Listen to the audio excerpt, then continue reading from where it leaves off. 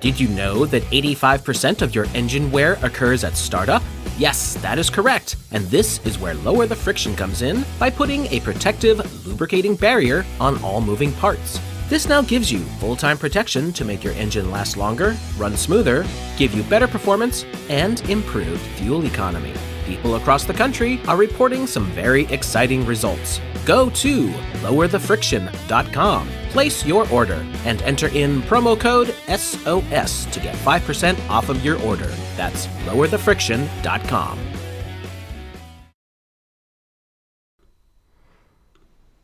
Well, hello everyone. Welcome to the Secrets of Saturn live stream. I am Jason Lindgren, your host, in case you live under a rock and don't know that. This week, we're having on James True and my friend, of course, Wayne McCroy. Let me get everybody set up properly here because I literally just got done recording the Saturday show for Crow 777 Radio right before I got on here, which is why I'm a few minutes late. So let me refigure all of the stuff on the screen here. And we'll get James on here. Boom. Baldini is not joining us tonight, so we'll blop him off the screen. But how is everyone? It's been 2 weeks, well, this will be 3 weeks now, that I didn't get to do a show because I was traveling, and then last week somebody ate my internets, and it just wasn't happening, unfortunately. I hate it when people eat my internets. But anyway, gentlemen, you are welcome to say hello while I'm fixing the screen since everyone is on board here already. So, Wayne or James, feel free to say some bits. I'll be ready in 2 seconds here. All right. Welcome to Secrets of Saturn Live, everybody. James, welcome aboard the show. Good to have you back, my friend. Looking forward to our conversation here tonight. Should be good. Me too, Wayne.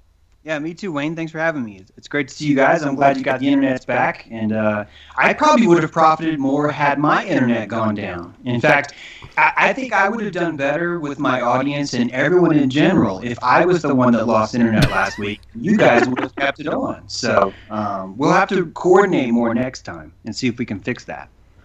Yeah, maybe, between all of us, if one person's internet's working, that might be good, or out of all of us here. So we could trade it around, I suppose. All right, that all looks smooth. I think we're good. You probably had a bit of an echo for a second there, and everyone's going to tell me because there's a 30-second delay, but I already fixed it. But, yep, echo. I love the 30-second chat room. But, yep, we are good. We are good to go. Let me know if the sound is all good. And then we will take it away. All right, so tonight we're going to explore the concepts of duality with our friend James True. So I'm just going to pass it over to you, man. I know you had done some material that some people, of course, were questioning the validity thereof, which I think is poppycock. I think all things should be looked at fairly, and I don't need to wax on about that. Go ahead, my friend. Take it away. Well, duality. I think that there is a danger to approaching and considering changing the framework of duality and how we view things with good and evil. And I poke things with sticks on my show. It's what we do. And I poke good things with sticks too. One of the things that causes me a lot of contention is I poke good things too. And when you poke things that make us feel good, that causes a lot of trouble. And good and evil, the polarity of this all is one of those things that is a big no-no. You cannot poke that with the stick. And that started with Lucifer itself, that topic itself, but really it's a much broader topic because we truly are looking at redefining reality and morality with these different ideas of aperture and viewpoint, basically. Why don't you explain your concept of aperture? By the way, I got the pleasure to meet James in person 2 weeks ago. What we actually did, Rose and I took a drive up to North Carolina, which was very nice, and got to hang out with Karen B., Ted Summer, and see, who else was there? A bunch of people were there the full night that everyone showed up. Let's see, yeah. Bob Nodell and Cammie, that was great, and their son. I got to meet their son. Who else was there? Just Jake, is that what he goes by? Just Jack? Just Jack? I'm terrible with remembering names. Zach was there. Zach, who we had on the show a couple weeks ago.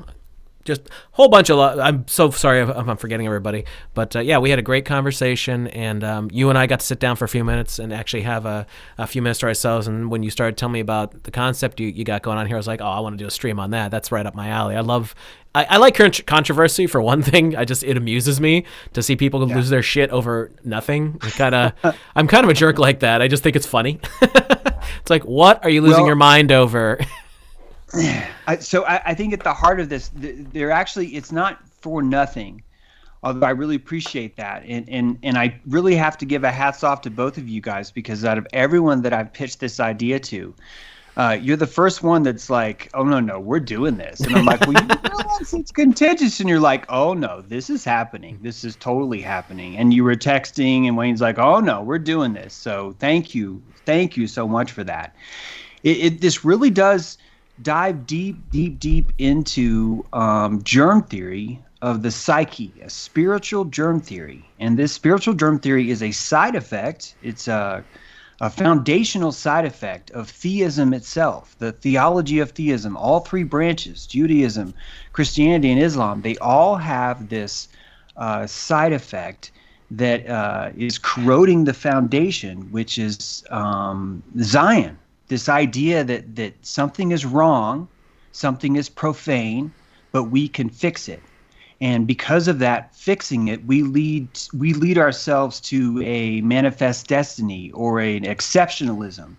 All of us do in these tiers of religion. We end up with this idea that there can be only one, that there's an objective answer, that there is one Holy Spirit, there's one Lord, there's one solution, and anyone who does not have that solution is therefore evil. And so in order to poke a stick at that, we really, really have to look at all these different terms and just start to redefine them, one of which is the word evil itself. The biggest part of the contention started when I suggested that evil is an adjective, not a noun. And I'm not always very eloquent at wording that. It takes me time to refine my message. But the truth of what I've been trying to convey is that evil is an adjective, not a noun. We call things weeds right now. Monsanto declared war on the dandelion. They renamed it from dandelion to weed. It became the germ. It became the thing that was destroying Zion. Okay? Your lawn is Zion, a green lawn. To riddle it with this yellow weed is to show irreverence to the Lord.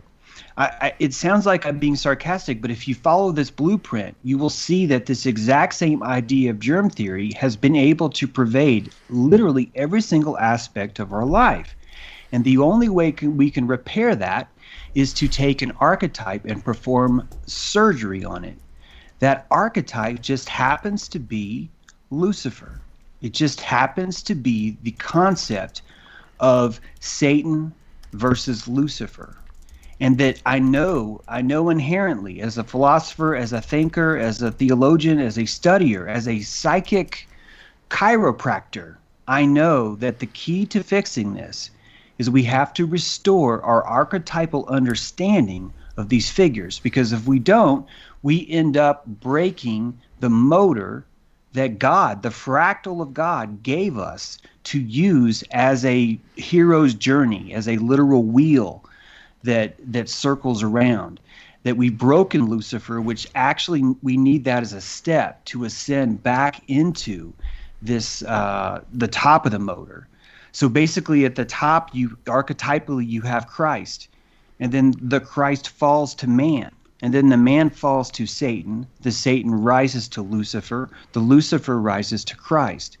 And by suggesting this idea, this piston, this round revolutionary alchemical spiral, I'm giving us a foundation to pull ourselves out of a pit.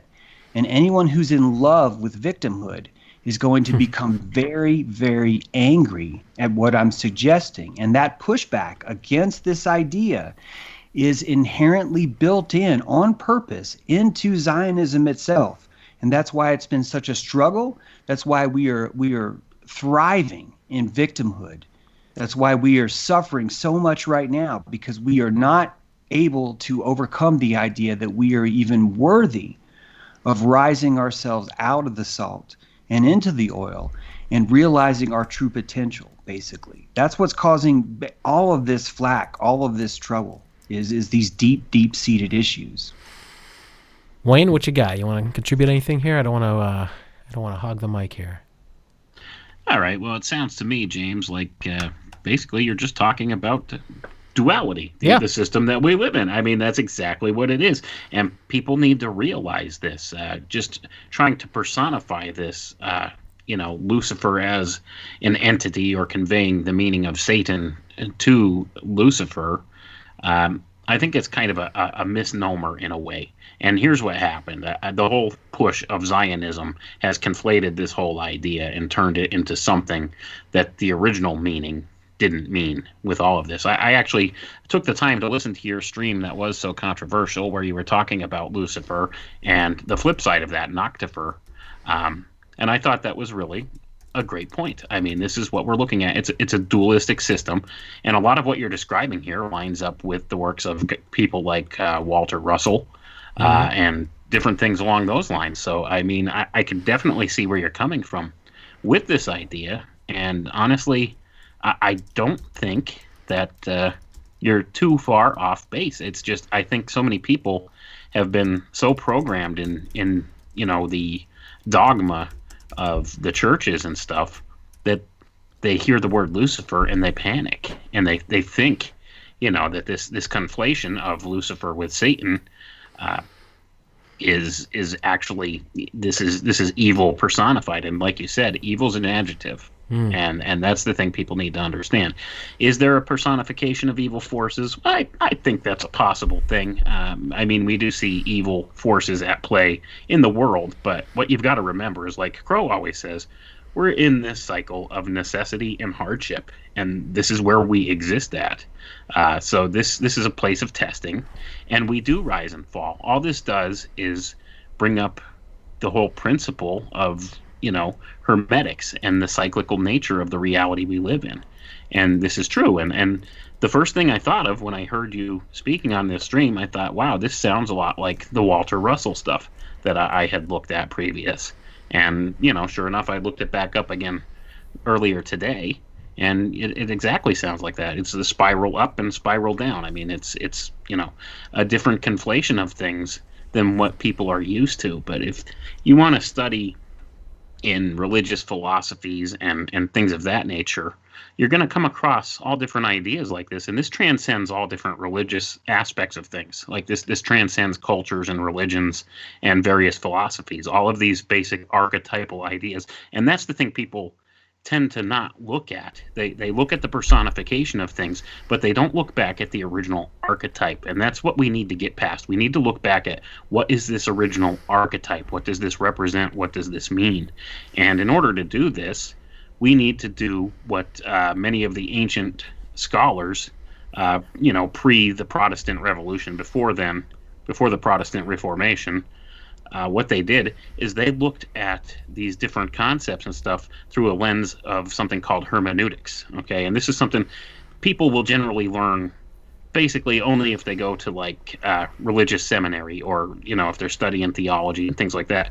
Hermeneutics, what this is this shows you. Okay, and they knew this before the Protestant Reformation. This was a commonly known thing among the different theologians and the scholars and biblical scholars and stuff of the time. They look at things through this lens of hermeneutics, and what this is they teach in hermeneutics how to interpret Scripture in 4 different ways. There's 4 different levels of interpretation for all Scriptures. The first one's the literal interpretation. There's an allegorical interpretation. There's a moral interpretation, and there's an eschatological interpretation, or a mystical or spiritual interpretation. And see, I think a lot of what the trap is that people have fallen into now is they're caught up in the literal interpretation, the literal reading of the Bible, and things like that. So when these ideas are presented in a different way, they're like, time out. It doesn't come through their cognitive dissonance, because they're only programmed into this literal interpretation on the page. But the thing is, people who study religious philosophies, they've known for a long time, and that there's different levels to this that you have to look at, and there's different interpretations that need to be applied to different things. So just looking at things on the strictly literal interpretation level sometimes gets people confused and upset over things. And this is what I think we're looking at with some of the materials that you've been presenting, because if you look back at the archetypal ideas, well, it's just that. It's an archetypal idea. So there's nothing to get upset over. I mean, these are things, this shows how this world we live in operates. And I don't see anything wrong with that. And I do consider myself a Christian. So if other Christians are giving you flack for that, James, obviously they haven't looked into it. So they have to keep the book of Proverbs in mind, where it says, woe be it to him who judges something like this. I'm paraphrasing here, and without looking into it. So if you dismiss something without looking into it, you're doing yourself a disservice. And that's basically the gist of it. Well, let's just talk about Lucifer for a moment. Isn't the name Lucifer Latin? Yes. So was the Bible originally written in Latin? I don't think so, was it? I was getting ready to say that in fact, Wayne, we could even argue that if you were to interpret the Bible literally, you would not be able to use the word Lucifer where it's used in the King James Version. That before that was actually not there. And as we're pointing out right now, Lucifer was a feature. It was a characteristic of Venus. It was not a living entity. It was not an autonomous being. This idea that evil is a noun, guys, is a freaking virus. And the reason why people are freaking out with me is because I'm telling them that if you want to know the true source of evil, you have to understand the word evacuation. This is not a battle of good versus evil. This is a battle of you being in your cockpit versus you being evacuated. Because every single time that you can point to evil in the world, I will show you that there is someone who is evacuated who's following a procedure. And by following that procedure, they get to sleep at night. They feel fine.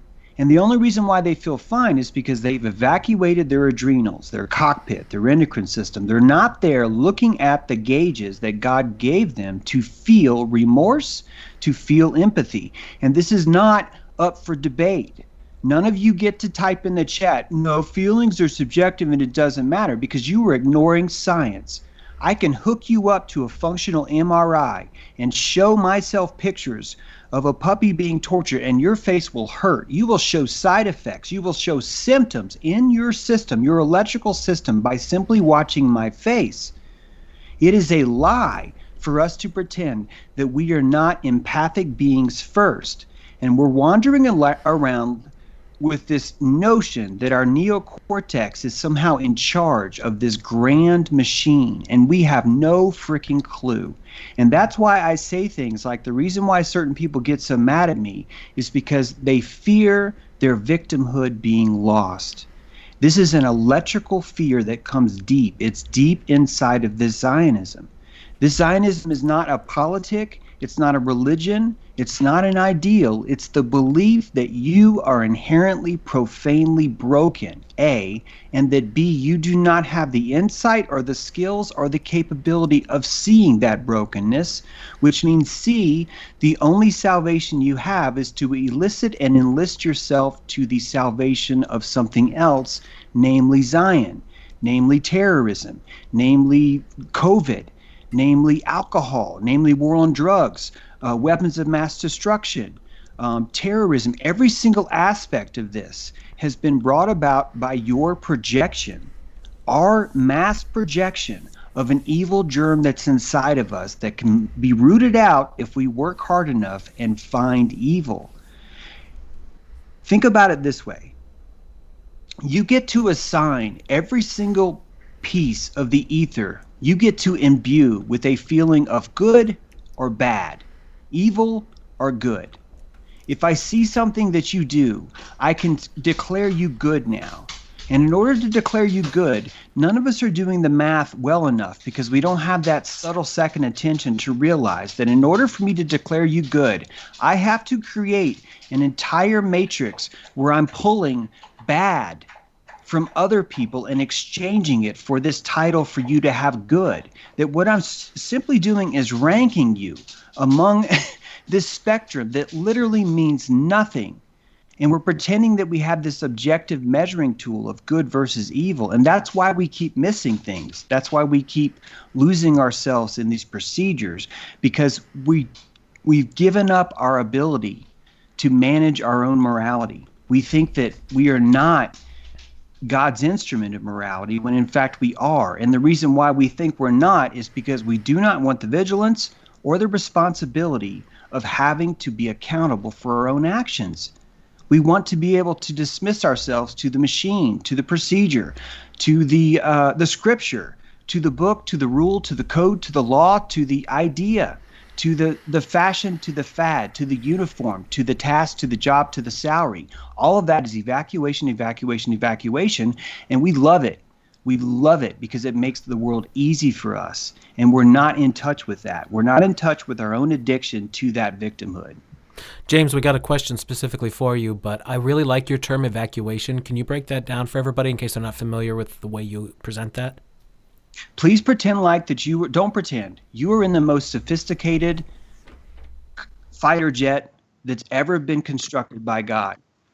And it is the human body. And I'm in version 1971. And each of us have different versions. We're born in certain years. We have certain characteristics, epigenetic wisdom, epigenetic trauma from our own family line, all that. You are living in the most sophisticated fighter jet ever invented. And to be evacuated is to leave your cockpit. It's to abandon your post.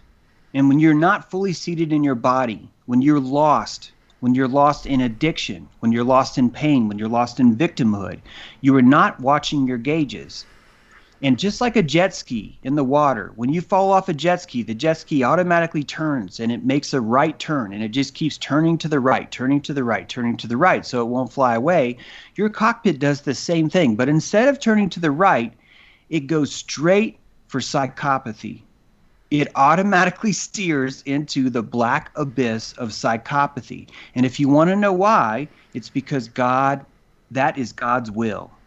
God's will is that the moment you evacuate your cockpit, your entire fighter jet is now working for psychopathy. That is God's will, because he wants it to burn. He wants it to hurt. He wants you to feel remorse when you leave that cockpit, because you have the most sophisticated fighter jet at your disposal, and you're screwing it up by pretending like you're not in charge, by pretending like you can tie a sock around the joystick and turn around and do something else for a while. So this whole system is showing you cannot abandon your post. There are consequences for it. And what you think is evil is actually your own evacuation, or your lack of compassion for why someone else has evacuated themselves.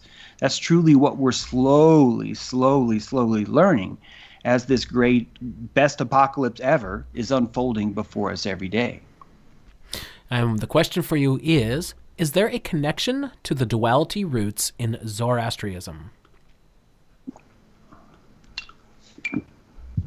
I don't know. When I think Zoroastrianism, I think that you're looking at a religion that presupposes. See, I think Christianity is built on paganism. I think paganism is the cross. I think Christianity is the man on the cross, the man in the cross. These are all stacked on top of each other. And if we really want to understand how to do things, we need to understand archetypes rather than religion. And so the archetype of the sun disk, the archetype of Zoroastrianism is a motor. And we need these motors to act like stilts. We take our beliefs and we use them like stilts, and we stand on them for as long as we can until someone comes and chops them down. Then we have to find another stilt. And this is how we move. And right now, the stilt between Satan and Christ has a broken ladder. The entire stair steps have been destroyed psychically, not just by King James, but by a lot of different elements, have purposely destroyed that. That's why paganism is shamed. That's why any kind of root, any kind of call to the root has been shamed.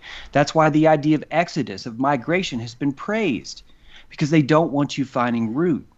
That's why there's all those stories in the Old Testament about burying and covering bones and powdering the bones. That's why the Catholic Church has all these splinters of fingers inside of parishes. There's so much to root that we don't know. There's so much to all this that we don't know.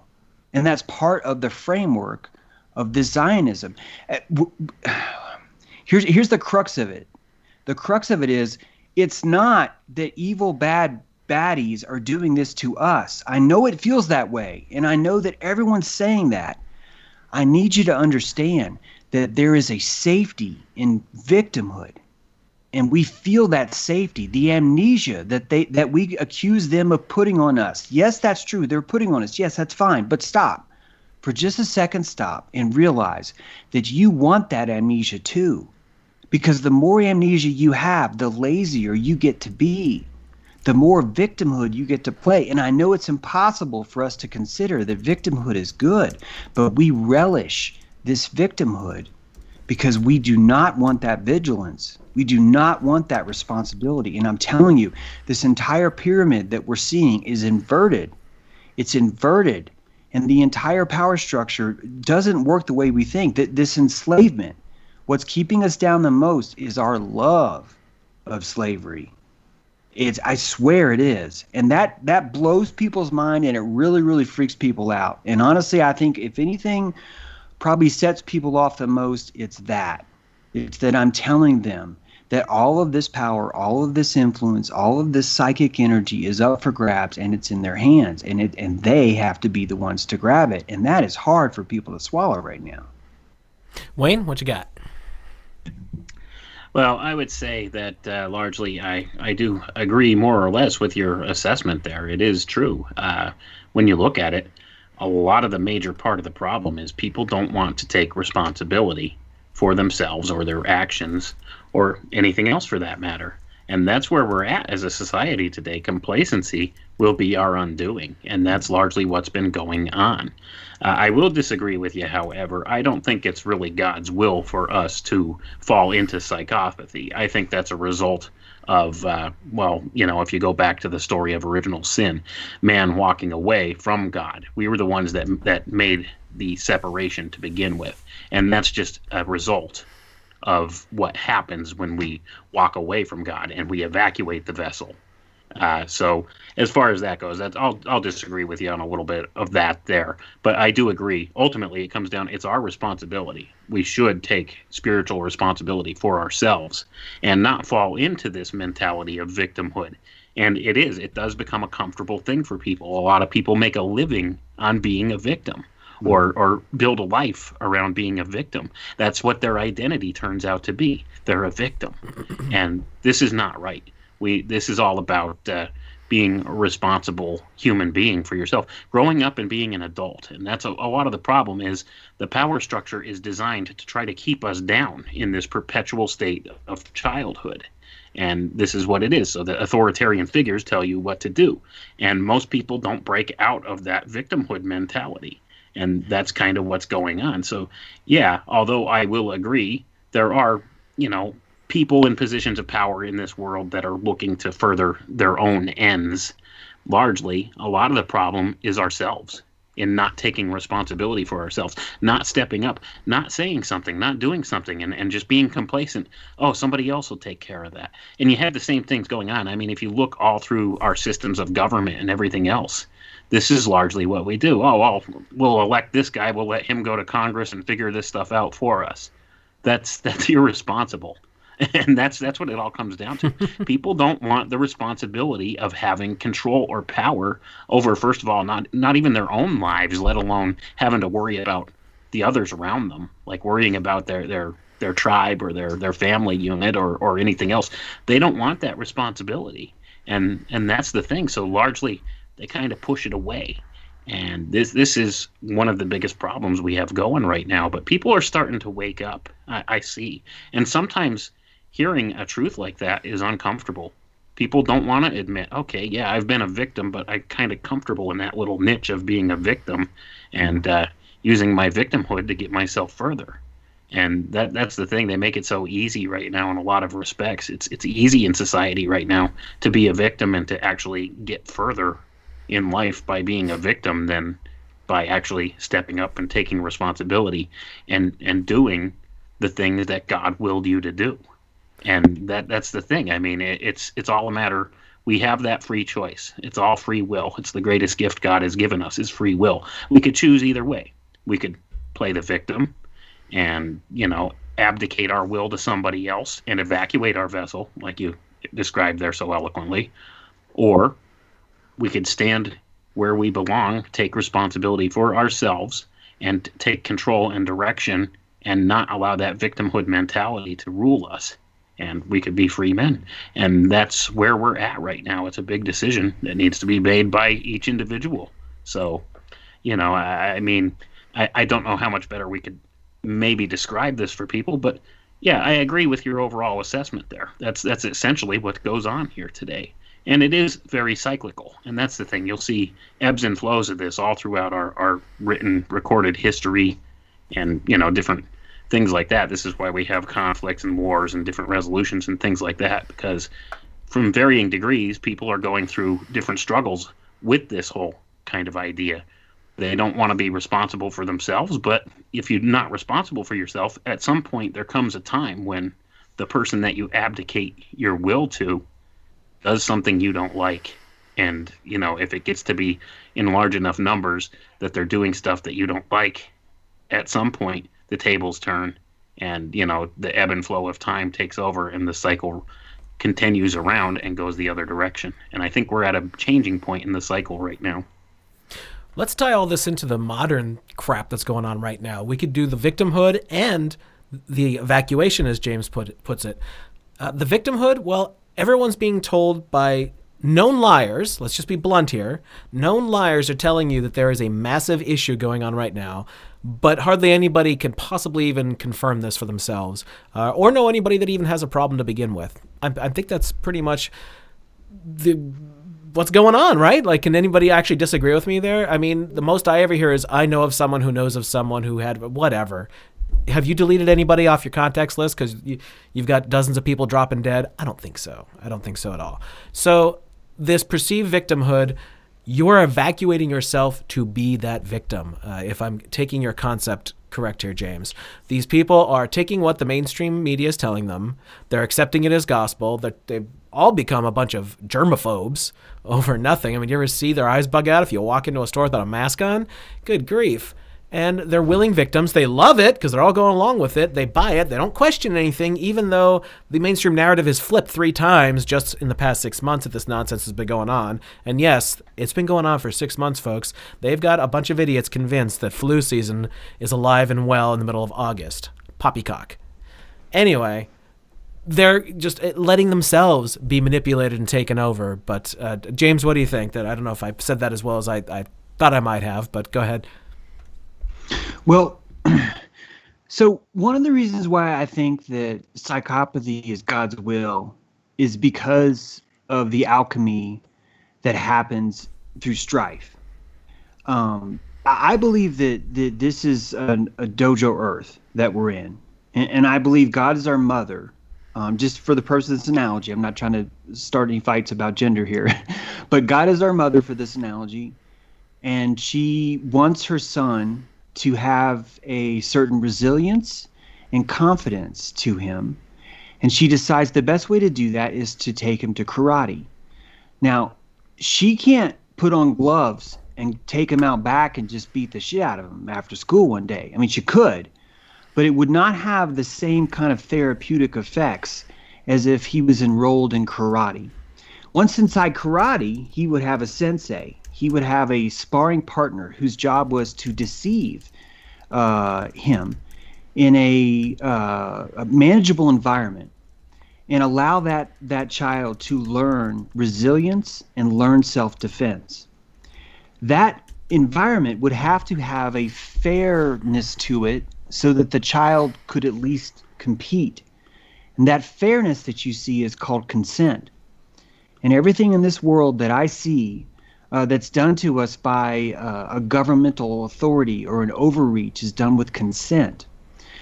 People aren't running out of the trees and sticking me with needles and then running out. There's not flying monkeys that do that. No one is shooting anyone in the head for not believing a certain thing, at least that I've seen experientially. No one after World War II shot every single person that would not enlist, that would not sell themselves to the machine.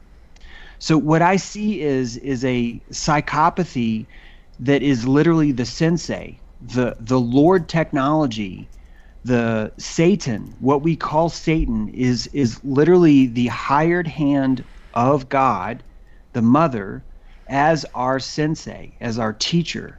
And that's why I say this about psychopathy. Because when you evacuate, the penalty is you're going to get swiped and land on your ass. Now, it's one thing for you to be punished by it hurting your ass, but it's quite another if you were to hurt other people around you. You would start to feel the pressure of that even more as you're destroying other people's lives. And so this psychopathy, as terrible as it seems, it's only terrible when you look at the sensei, when you look at karate class as a victim. You see, when we enter karate, we forget why we came here. We forget why we were born.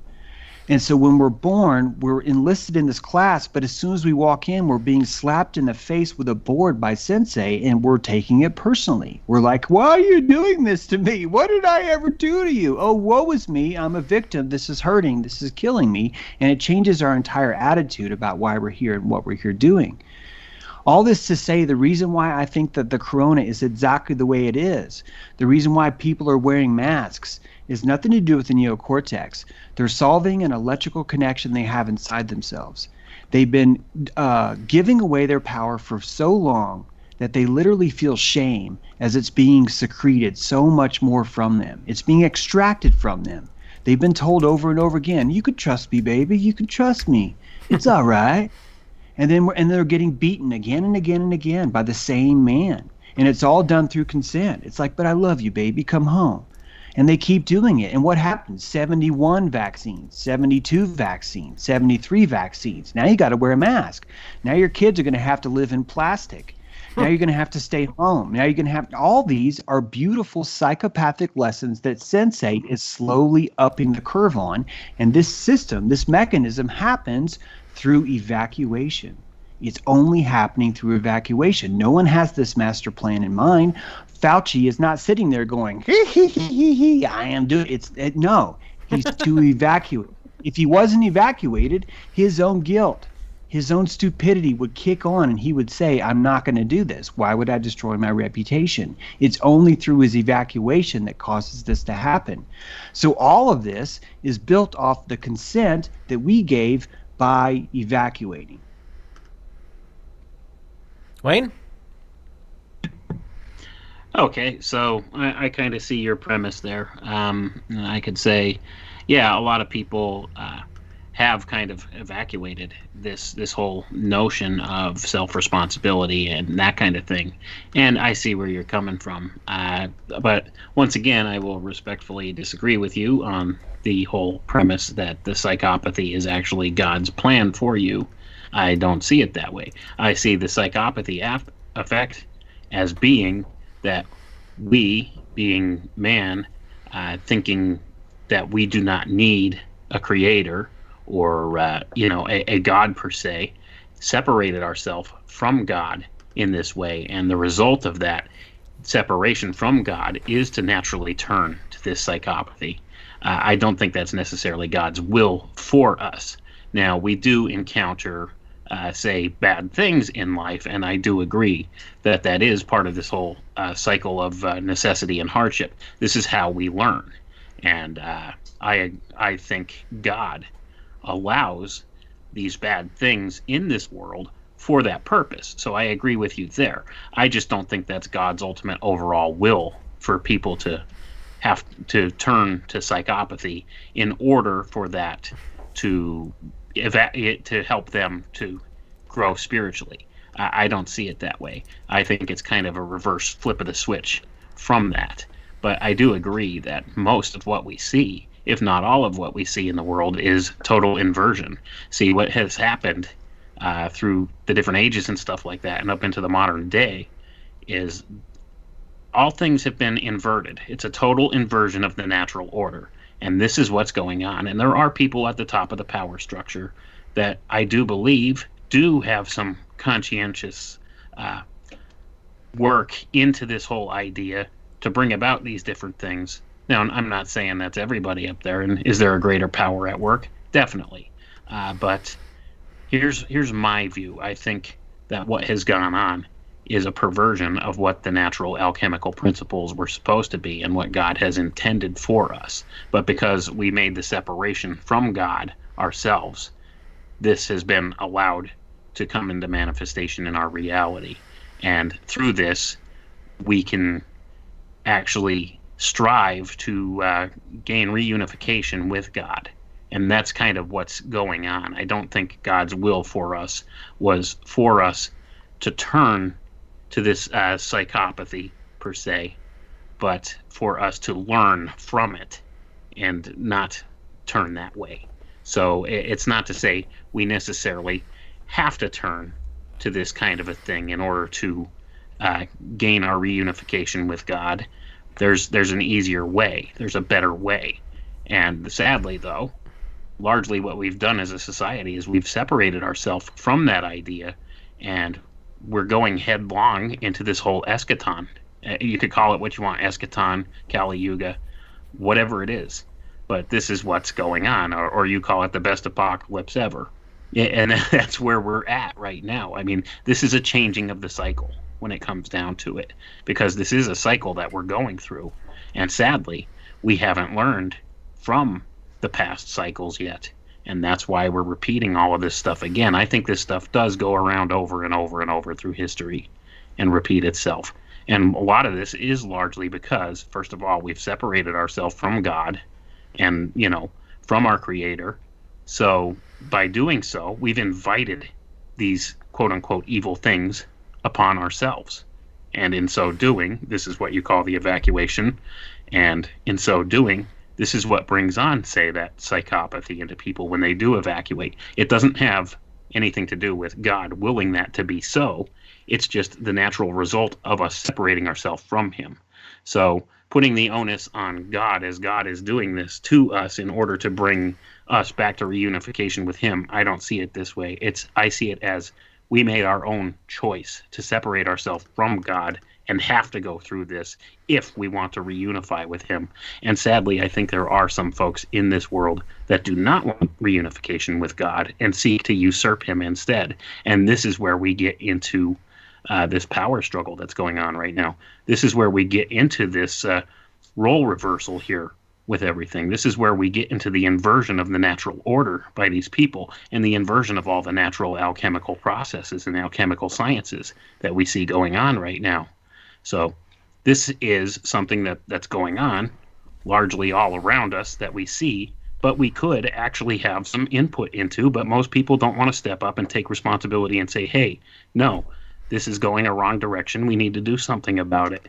Instead, they fall into that, well, I'll just go along to get along victimhood mentality, and this stuff rolls over them. And this is kind of where we see ourselves today. Complacency is not the answer for people, but it's largely the tact that people have taken up in this time.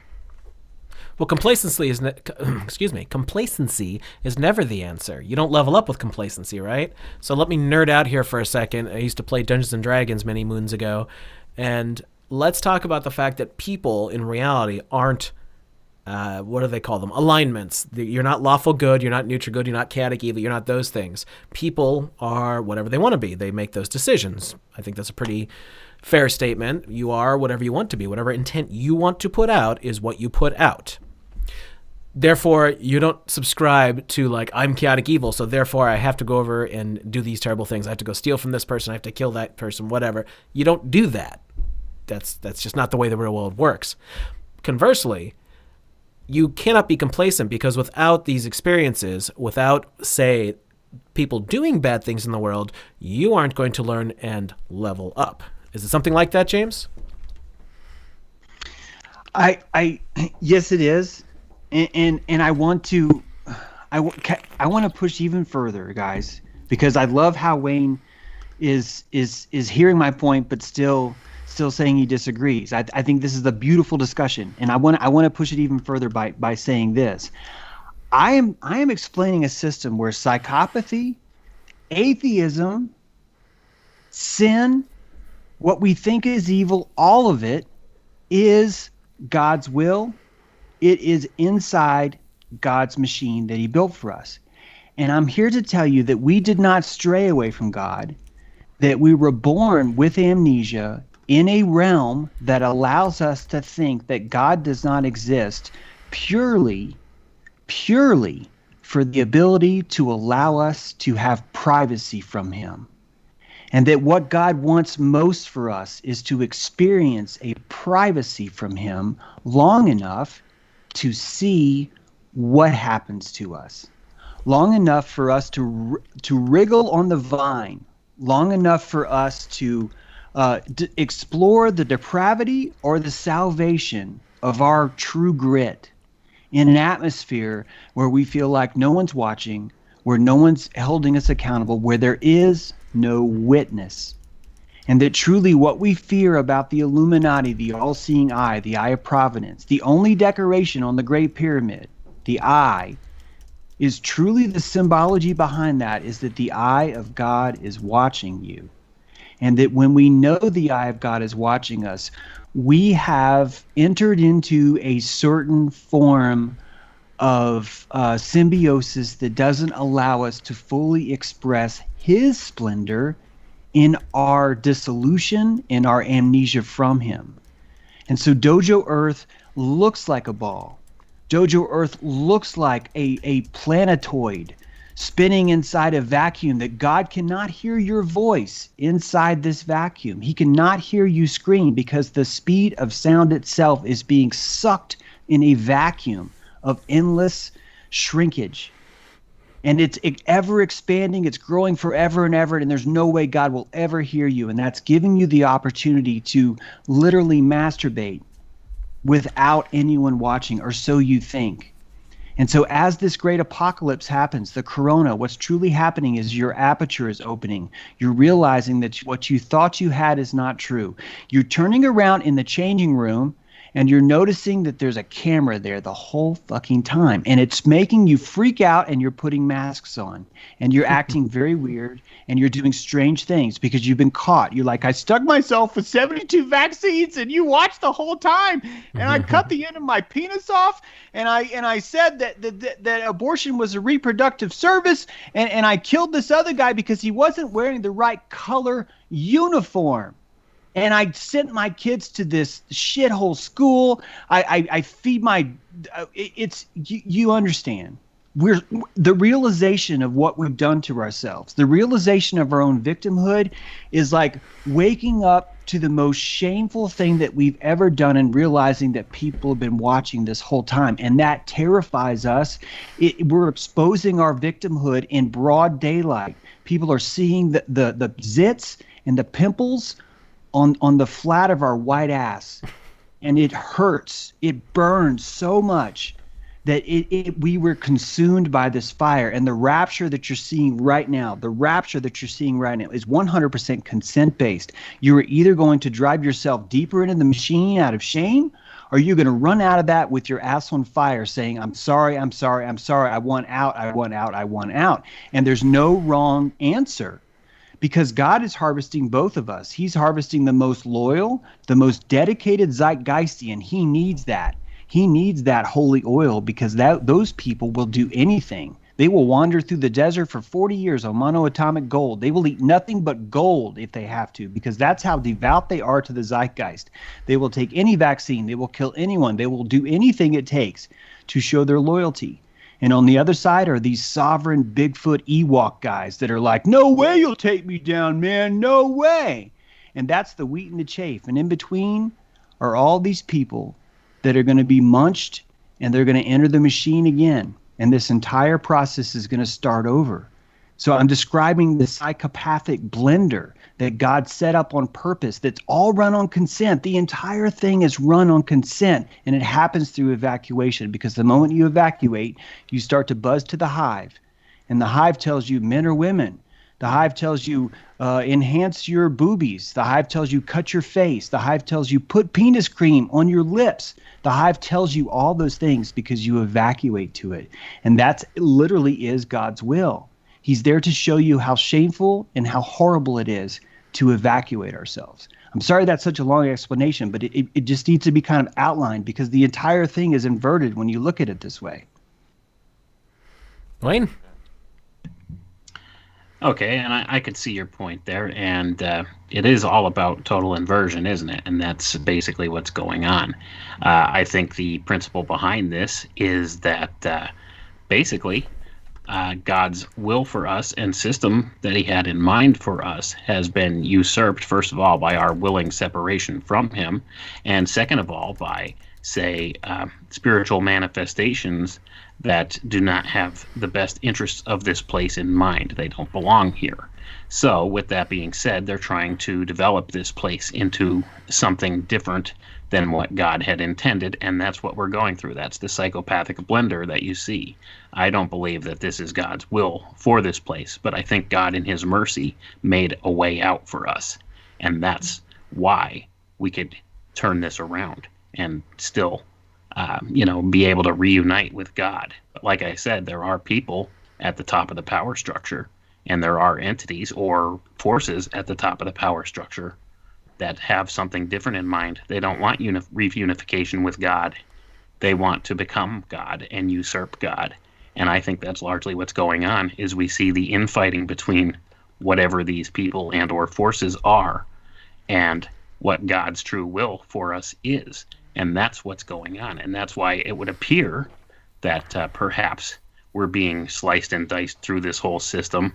But I don't see that as being what God's initial will for us was. But because he was a gracious enough Creator to give us free will of our own. When we separated from Him, we knew in no uncertain terms that this would be the result. And you could see that back in the Garden of Eden story, where, they were told, if you eat of this fruit, you will surely die. Well, that's what's going on. That promise has been fulfilled. And that wasn't necessarily God's will for us. He didn't want to see us suffer, but we chose the suffering. And that's where we're at. So, we could argue the semantics of it. I'm not disagreeing with your overall premise.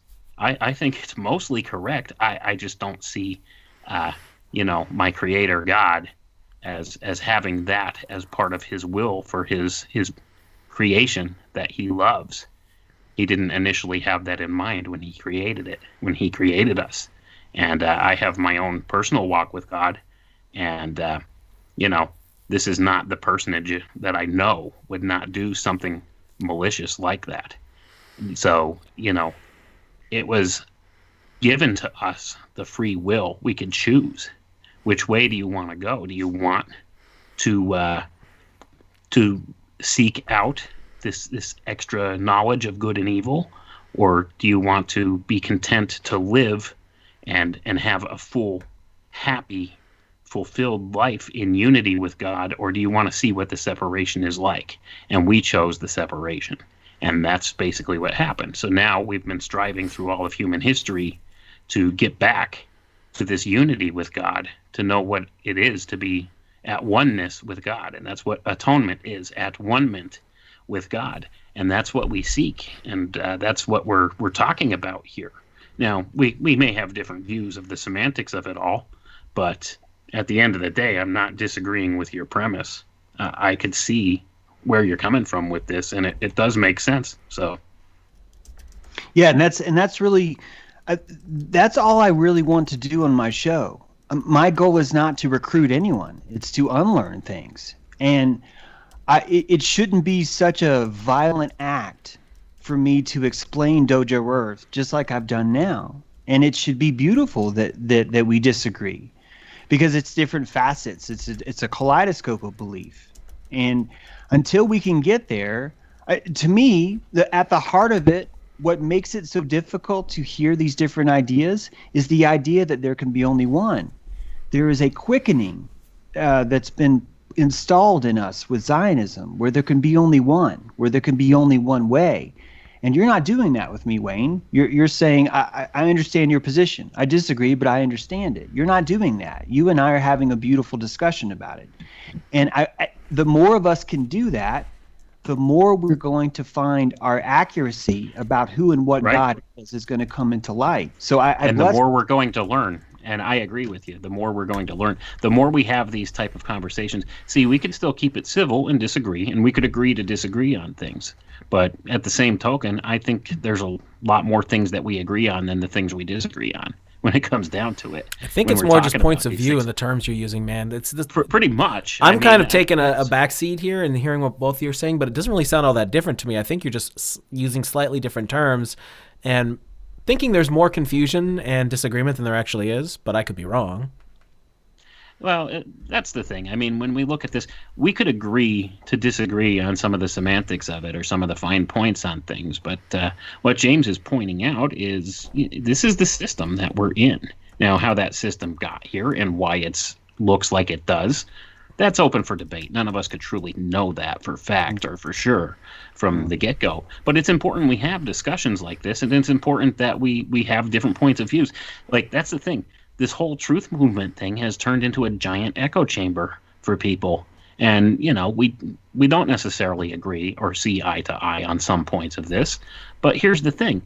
There are certain things that we could agree upon. And those things that we agree upon, we could learn more about them by discussing these ideas with each other. And that's the thing. And people need to be civil with one another with this stuff. You could disagree with somebody or have different viewpoints from them, but isn't that what makes life beautiful? Like, seriously, wouldn't it be boring if we all agreed with each other all the time, or we all saw things exactly the same way? And that's where we're at. I mean, I understand where James is coming from. He's done a lot of really, really deep thinking. I mean, obviously, he's done a lot of philosophical thinking. He's well researched on everything he does. I've seen a lot of his stuff, and like I said, I think we agree on more points than we disagree on.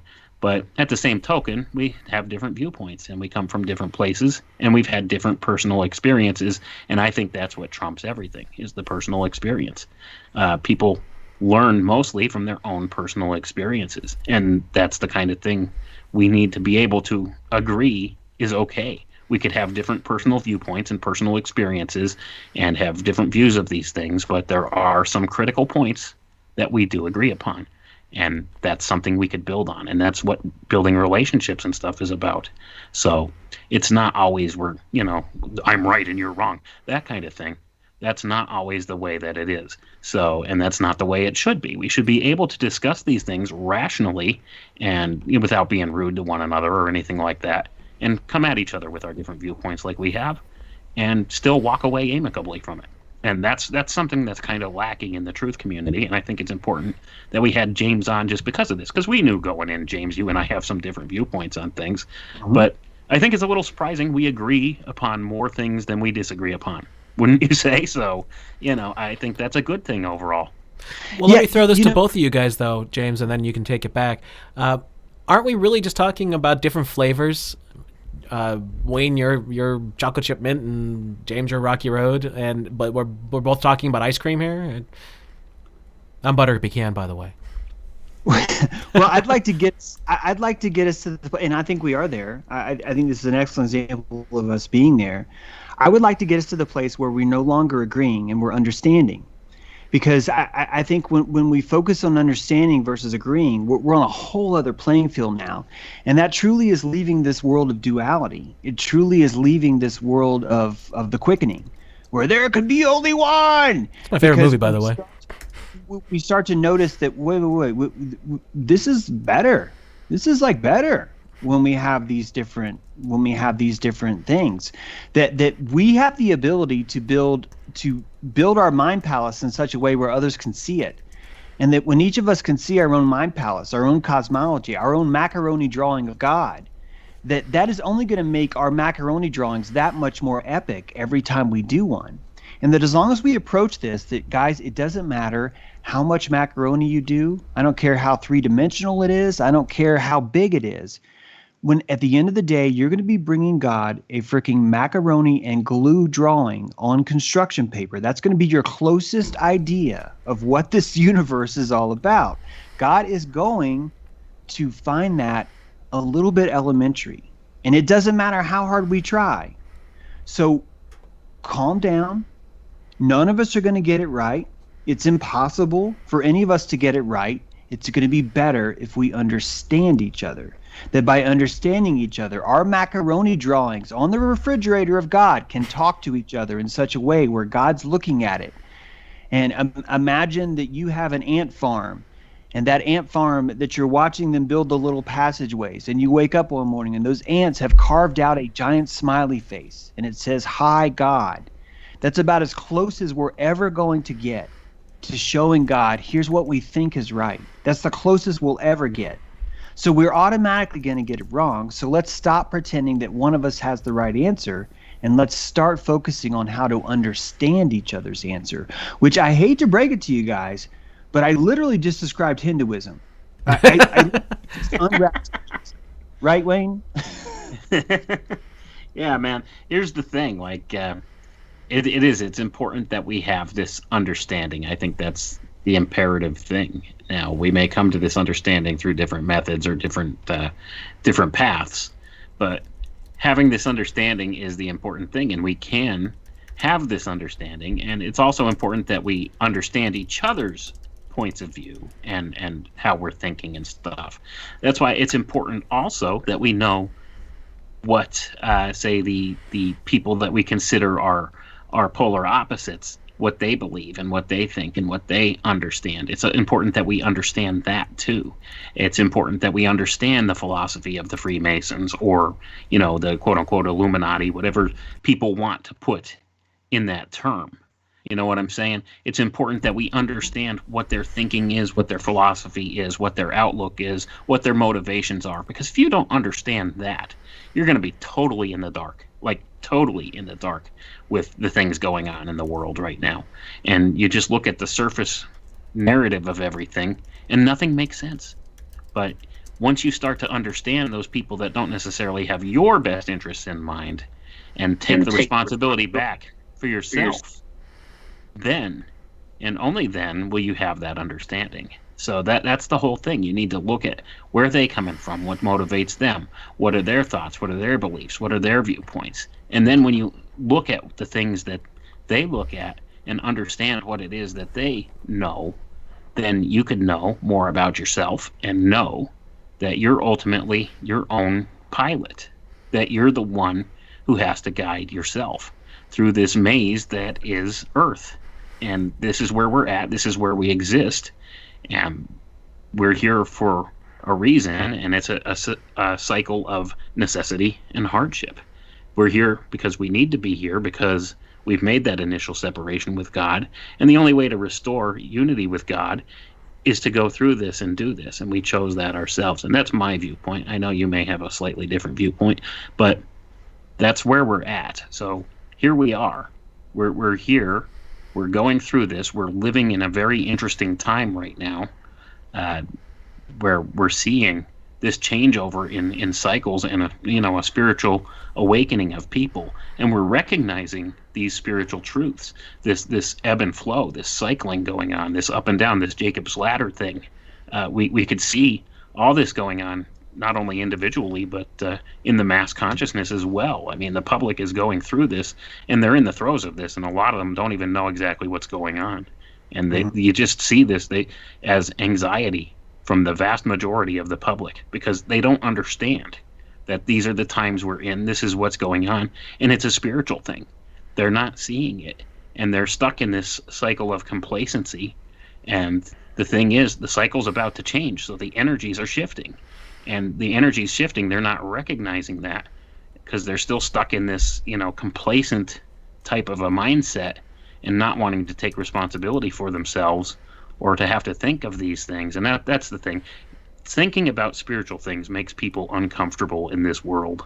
And in old times, in ancient times, that wasn't necessarily the case. In the times of the philosopher kings and things like that, they like to think of lofty things like that, lofty spiritual ideas. That's not our society now. We're very mundane. We've been kind of ingrained with this hyper-materialist kind of philosophy. And it's so ingrained in people, it's hard for them to let that go, because they think that quote-unquote science can solve any problem that they have. And it's the ultimate answer to everything. And that's not necessarily the case. That's not going to bring us back to unity and at one-ment with God. And this is where people are at. They think this science that could potentially give them immortality or give them total control, they think that this is the path to becoming God, that they don't need God. But here's the thing, we have this spiritual yearning, and that could only be fulfilled by reuniting with God and becoming one with God. And we can't do that without God, and that's what they're trying to do. And that's kind of the system that's going on today. There are people in this world, and there are powers at the top of the structure here controlling things that are pushing this idea, and they truly want this idea. They want to become God themselves by usurping God, not becoming one with God, which was, in my view, what the ultimate plan is redemption to God, becoming one again with God, not usurping God and becoming God yourself. That's not what the plan is, not in my view anyway, but that's what their plan is. And it's a total inversion of natural law, and it's a perversion of the different alchemical sciences and philosophies and stuff that have been brought forward. And this cycle of necessity and hardship we're in, this particular cycle right now where we're seeing all this stuff with the masks and the dehumanizing of people, this is leading more and more people to this evacuation that you're speaking of. So this is trying times. It's like a do or die type situation right now for people. It's either you spiritually wake up and progress, or you completely evacuate and degress. And that's where we're at. It's a critical time, and it's important that people kind of understand these ideas, because understanding, that's what it's about. So when you understand like this just basic spiritual concept that you're talking about of If you evacuate yourself, you're leaving an empty vessel. Something's going to fill that vessel, and it's not going to be something godly. So that's kind of where we're at right now. People are giving up, and we don't need people giving up. So it's either you give up or you rise spiritually. That's the cycle we're in. So the people that are giving up are just making it worse for their prodigy, for their future progeny. So that's what's going on in a nutshell right now with the times that we're living in.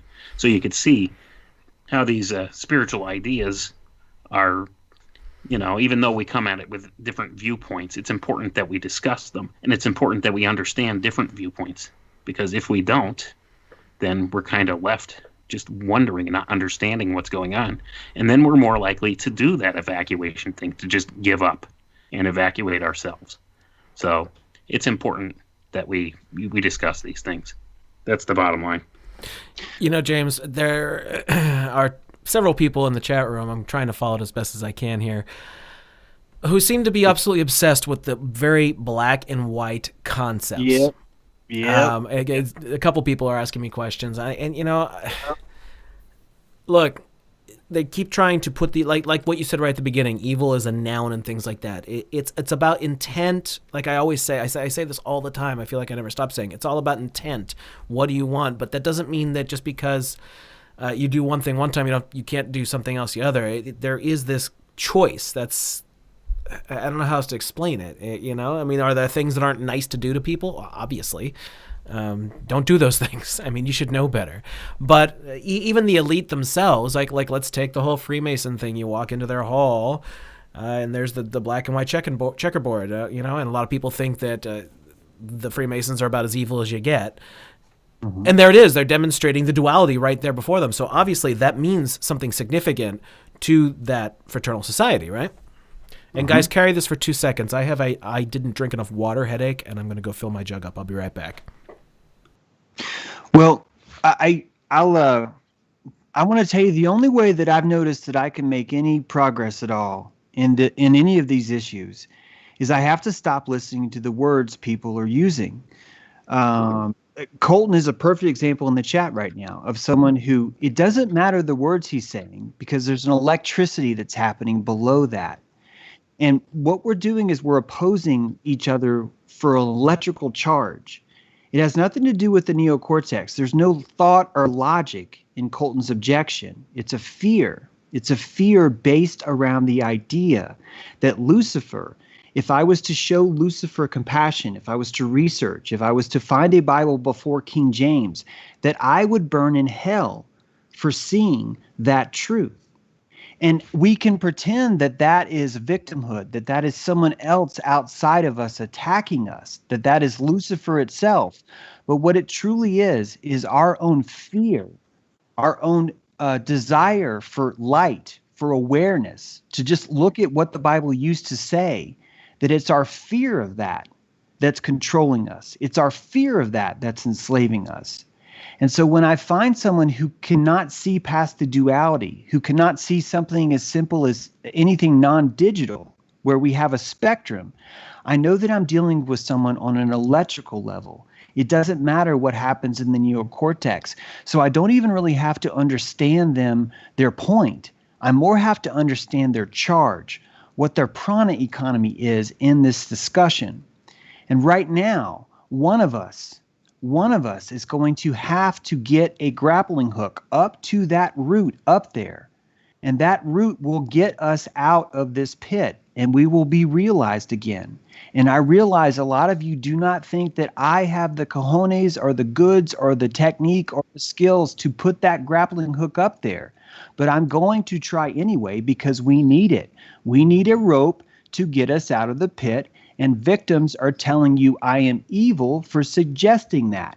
They are telling you that you should unsubscribe, say all these things, suggest things about my sexuality, whatever it is, because they want to stay in the pit. And this is part of our victimhood. It's part of our desire to remain in darkness. And the only way we can fix this is we're going to have to carve some stairs into this pit to rise up. And it just so happens that Rudolf Steiner, it just so happens that the Greeks, It just so happens that literally every theological scholar prior to King James gave you that because it showed you that Venus is the perfection of man. And there's a noctifer, a falling of man, which is Satan, and there's a Lucifer and a rising of man, which is Lucifer. And that's your duality, right? There's your duality points. Not only is that the duality, but we're changing, except for certain people, we're changing the definition of how we feel about charge. Because what we're calling good and evil is just a very, very rudimentary, very basic way of looking at electricity. When in fact, what we should be looking at is this one is if you want to fall, this one is if you want to rise. And if you combine those two together, you now have a motor. You now have a spiritual motor going, which allows you to rise, fall, rise, fall, rise, fall. You are now a living sine wave. You are the voice, you are the instrument, you are the vibration, the energy, the frequency, and vibration of God is going to require you to have the ability to fall and rise, fall and rise, fall and rise, and fall and rise. And we can't do that because when King James started burning herbalists, he went all crazy. He went all nuts, and he said, no one gets to rise. In fact, the king of Babylon is now Lucifer. So this story about King of Babylon, how the king of Babylon was trying to rise up to God, we're now going to say that that was Lucifer the whole time. And what is Lucifer doesn't even mean anything, but now this is what it is, which means anyone who tries to rise is now Satan. And he broke the motor. They broke the archetypal motor. And I don't care what anyone believes. We need an electrical archetypal way to get up. We need a grappling hook on the root up there. And I can throw one. But every time I do, some dirtbag who claims to be for truth and for growth comes and chops it down and says, how dare you? How dare you try and get us out of this pit? And that's why you're seeing all this. It's not about ideas. It's about an electrical connection. It's a addiction to victimhood. That's what you're seeing right now. That's what you're seeing in real time. I'm telling you. And it doesn't have to be me. Any one of us could put the grappling hook up. I will help anyone else do it. I don't need the credit. But if we had one, all of us would be climbing out of the pit right now. We'd be out on the golden dawn. It'd be amazing. We'd be up at the top going, hey, you guys want to come out? And there'd be people at the bottom like Colton. No, I love it down here. Leave me alone. And that's fine because that's free will. But now we have the instrument back. We've restored what was there prior to King James. We fixed it all. I want to remind you all, King James's first book was called Demonology. It was literally a book on how to torture and kill and prosecute witches. It was a destruction on this other idea, this idea that evil is an adjective, that evil is a condition that can be found and treated, that it's an awareness is what it is. It's a science of awareness instead of this other idea we have of this Zionism, which is not Christianity. If you think about what I'm telling you, the morning star, that is Jesus. That is the resurrection of Jesus, and we're shaming that. We're shaming that. And I'm literally preaching about the resurrection of Jesus. He falls, he rises. He falls, he rises. He would not rise if he did not fall first. You would have no motor at that point. Off my soapbox now. Well, what you're describing, for to use another symbological reference, is a piston, right? Goes up and down. But what does a piston need? Well, it needs some kind of energy, right? Well, I think that's kind of what you call prana, or maybe what I frequently say as intent. You know, something's got to drive that piston, the decision of where you want to go. But Wayne, go ahead, take it away. All right. Well, basically, another way we could look at this, and here's a good analogy, okay, that I got from looking at several different sources here. Think of it as like a teeter-totter, okay? The fulcrum point in the middle, okay, the top of the triangle in the middle that holds the seesaw or the teeter-totter up, that fulcrum point right there, that at the top of that would be what you could consider being synonymous with God, okay? And then you have good on one side of the teeter-totter or the seesaw and evil on the other.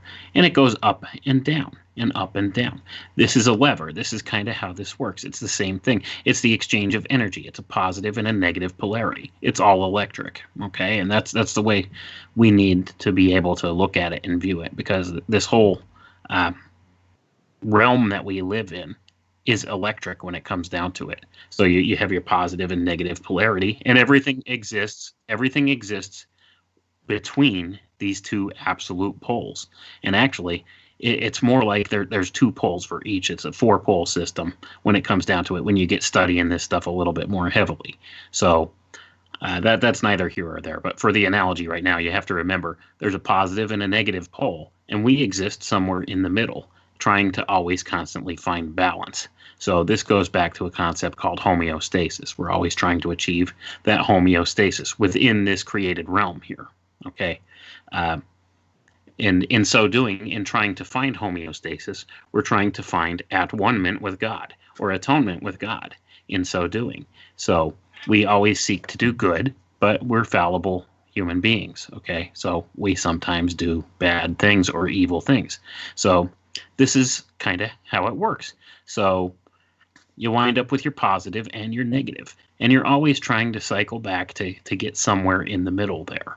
And it doesn't always work out so well for us, because some of us are either more, what you could call godly minded or good minded, and some of us have more selfish kind of viewpoints of things. So this is kind of what makes the world go around. And another good analogy for this, rather than saying positive pole and negative pole, think of it this: love and fear and love are opposites. So that's the thing. That's the two driving primary forces, okay, that motivate human beings in this world: love and fear. So when you seek out love, this gets you to more of the mindset of the goodliness of things, and gets you closer to this balance with the fulcrum there in the middle. So this is what we really need to seek. But those who would seek to kind of usurp our will would use the fear aspect of this to keep us in that pit, like James described. So when you're in fear, you're in the pit, okay? And to get out of the pit, to seek love at the top of the pit, you have to find your balance to get out, because this is kind of where we're going. It's kind of I don't know if that's the best analogy for it, but it's kind of a good analogy because it imparts things to kind of an electrical system.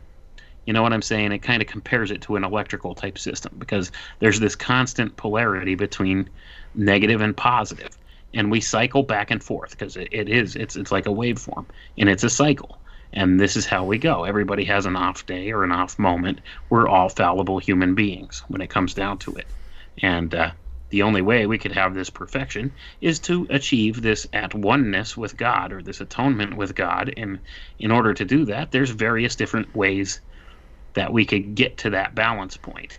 But the whole concept, the introduction of the tree of knowledge of good and evil, put us in this position where we separated ourselves from God, and now we have to deal with those consequences, to know good and to know evil. And to know evil is to know fear, and to know fear is to be in the pit, and to know God is to know love and be out of the pit. And these are our choices that we're given. So we have to cycle back and forth in this realm between those two different ends of the polarity to get back to that place where we could be at one-ment with God. And so this is why it's called a cycle of necessity and hardship, because it's not an easy place to be. But because of that initial break between man and God, when we chose that we wanted to know what it is to be good and what it is to be evil, to know that, we had to split that connection with God. And now we have to go through this in order to restore ourselves back to that at oneness. So this is where we're at. And it's all very archetypal when it comes down to it. It's an archetypal idea, this tree of knowledge of good and evil. So this is where we're at right now. We're trying to find that balance point and that way back up from falling into the total pit of fear that we're in right now. The falling and the rising. Once again, you could see the archetypal ideas coming into play. And it is cyclical, and it is the season that we're in, and that's another thing we can know the seasons. And there's a reason why there's 4 seasons, because like I said, it comes to these dual polarities. There's 4 different polarities that kind of control this place when it comes down to it. That's something that's neither here nor there, as far as this discussion goes. But it's interesting to point out that these archetypal ideas always fall back on the same types of elements here. So that's the thing. You could always fall back on the numbers, the duality between good and evil, and then the polarity of the four square, because we are what they would call a four square being. So yeah, it's interesting when you start looking at this stuff. When you start looking at the works of like Walter Russell and Rudolf Steiner and all of those guys, and the different philosophers, and Platonism and all of these different things. When you look at these different ideas, you could see how many of these philosophies interrelate through the different religious scriptures and stuff like that as well. And you could see how there's a common root back in the ancient past of a lot of these things. And this is a lot of information we've kind of lost touch with because of the fear in our society and how we've fallen so far because of this fear. This fear that's been used for the purpose of control. So when we've evacuated ourselves, or given our will away, our free will, to somebody else to decide for us, this is what happens. We wind up in this pit of despair or fear, and we're constantly looking for a way to get out of it. That's if we're really concerned with the spiritual aspect of things, which a lot of people sadly aren't. I'm happy in the pit, like James was saying, and that's their choice. That's their free will. And that's the other thing that's hard for a lot of people to come to grips with, is just because you want something better doesn't mean somebody else does, and you can't change their mind. You could only change your mind. And that's where we're at. It's an individual thing. Each individual has to want to throw that grappling hook up and get themselves out. And that's the thing. There's some of us that could kind of try and point the way and say, hey, I threw my grappling hook, I'm going up there, see you later. And they could look at us and say, oh, okay, I want what he's doing, or that kind of thing. Or they could just be content with where they're at and just pay attention with what they're doing down there in that pit, and go through the whole cycle over and over again. I think maybe a lot of folks anthropomorphize these things a little too much, just my opinion. But there's another question for you here, and that is, does Venus always come up before the sun? I don't know if it's always, no. I don't know. I saw that question too. But it's in the morning, whenever I get up, it's usually up in the sky. But I've only been watching it intently since people started calling me evil for doing it. And then I was like, oh, yeah. Don't worry, I got a couple crazy, creepy Christians coming after me, and a bunch. Well, I think you're on a couple people's hit list too. There's several what I call crazy, creepy Christians out there who are just targeting a whole bunch of us, and they don't get anything right. Like, they just absolutely are wrong on everything, and it's kind of entertaining to hear them rant and rave. Right. Because I've seen several people that have been pointed out to me, and I'm just like, you got to be kidding me. Like, absolutely Looney Tunes. But anyway, I'm sorry. Go ahead. Well, I'll tell you, I've been experiencing a lot of vitriol for a while now, and I think it's progress, but at the same time, it's also frustrating because you're realizing how many people are out to stop progress for everyone. Yeah. There's so many people that are like, no, this guy's wrong. This guy's wrong. This guy's wrong. And the second you hear someone telling you how wrong you are, you're dealing with someone who's fallen for that Zionistic idea that there can be only one. And what we should be doing is working on our aperture compassion. And I talk a lot about these words, aperture and compassion, because it's crucially the only way to understand how this universe works. And it's going to require more calories. And literally most of us just do not have those calories. We're not willing to extend them to anyone except for people that are pre-approved in our eyes as having the right thought. And that truly is why we are still in the pit. Because what I keep seeing happening is anyone who does throw that grappling hook, people are pointing at them and they're screaming and they're saying, that guy is evil. Yep. That guy is here to deceive and trick you. He's the cosmic trickster who's trying to deceive you, who's trying to get you to do whatever. And then they just go off on a tirade, and then that becomes their belief. Their belief is no longer their perspective. Their belief is this is how much I hate you. This is how much this guy's wrong. This is how much I disagree. They're defining themselves by how much they disagree with something, right? And that's not real. There's nothing real about that. All that is a hypothetical negative. It's based on the electrical charge. It's basically whatever that guy's electrical charge is, I'm the opposite. And that's not real. There's nothing real about that. That's how the zeitgeist thinks. It goes, anyone who's trying to rise above, we will be the crab and step on top of him. All of us are going to stay in this pit. All of us are going to stay in this. And anyone who tries to get out, we are going to shame. And that's truly what's happening all around us. And it's sad. Am I giving up? No, but it's sad. And honestly, my voice, my microphone, my megaphone is shrinking. It's not getting bigger. It's shrinking because I'm constantly pushing and asking us to look at these ideas, and it's expensive. It's the most expensive thing I've ever done. It started with QAnon. It started with the Epstein Palace. It started with all the things. As I pursued truth as best I could, I put my reputation first and thought, I want people to see that I'm looking at this as hard as I can, which means I have to poke at the ideas that are uncomfortable. The things that make me feel good, make me feel like a good victim, like Epstein Island, I'm going to poke at that. The things that make me feel like a bad victim, I'm going to poke at that too. And that's why you have no choice but to look at this. It's why I studied Mein Kampf. It's why I studied QAnon and the Mossad connections. It's why right now I'm looking at the deeper meaning of how Lucifer became Lucifer, of how we broke our motor, of how we destroyed our ability to throw grappling hooks out of this pit. And what I see is just a bunch of soccer players wrangling on the field, insisting that they are the biggest victim in the world, which creates this massive Olympic pump of who's the biggest victim, and no one will question that. Everyone will call that like salvation. They'll call that good. We've defined victimhood as being righteous now. And that's what's killing us. That's what's making this so expensive and so hard. And anyone that has the voice to rise out of it is going to be sequestered and labeled as evil or Luciferian or satanic or whatever else is going to come out. That's what's going to happen. The ridicule just happens to be the latest portion of it. It's all exactly the same. These are victims that have an electrical fetish to keeping everyone else at their level because it would hurt to change it. And that's what's you can say fear, Wayne, we can, but I think it's deeper. I think it's abandonment, because to me the opposite of love is apathy, not fear. Apathy is so much colder than fear. And to me what I see is apathy.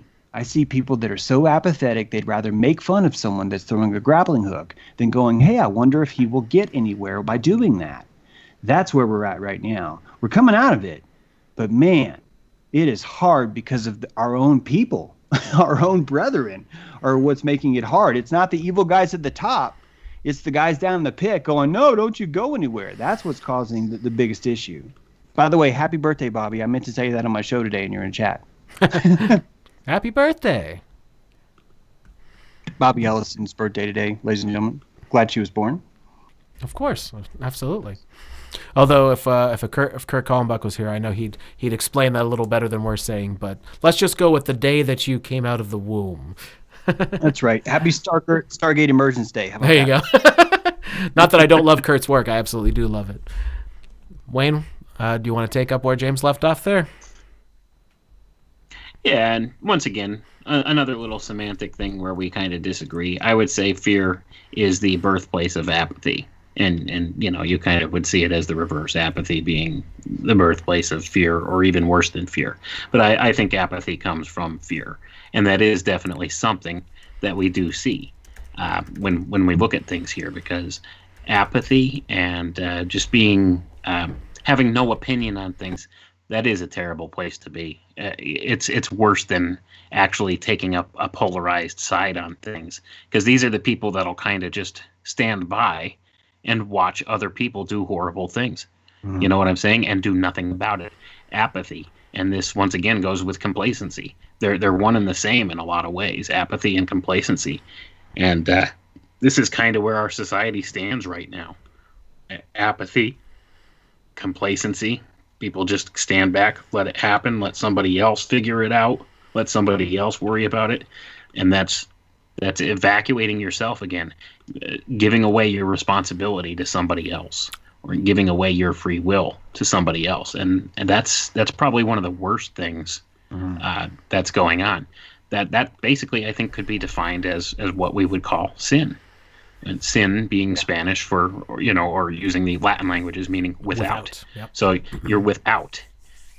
So this is where we're at. So when you evacuate yourself and give away your free will and your responsibility and your sovereignty to somebody else to be controlled and manipulated in any way, shape, or form, that's a sin, and that's where we're at largely with society. People have been kind of brought to this place of complacency and just duped into it, mostly by technologies.